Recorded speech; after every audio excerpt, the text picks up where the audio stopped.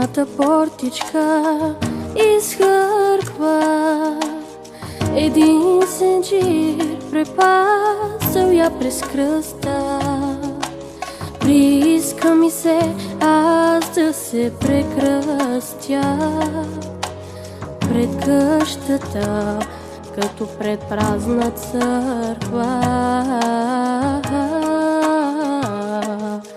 Приседнала в очакване да съмне с кубилица на слабото си рамо. Подуто е едното и голямо, и слепи са очите й безсъмни.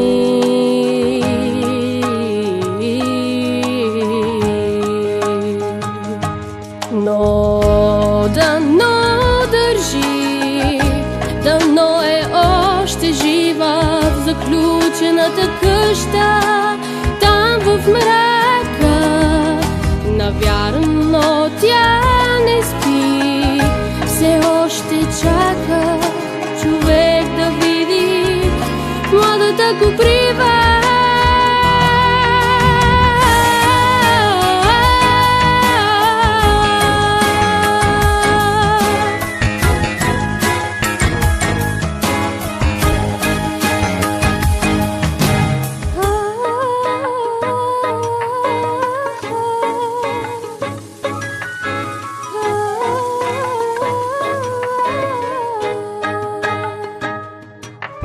Виси в небето ореха прегърбе, пресъхнала от жажда е чешмата.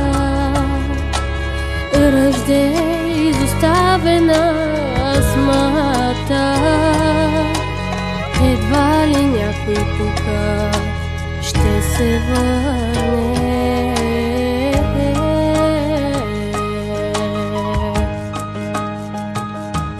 Но дано държи, дано е още жива в заключената къща, там в мрака.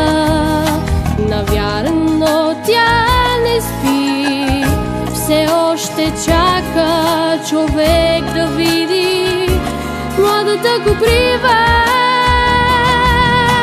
Но дано държи, дано е още жива в заключената къща, там в мрака.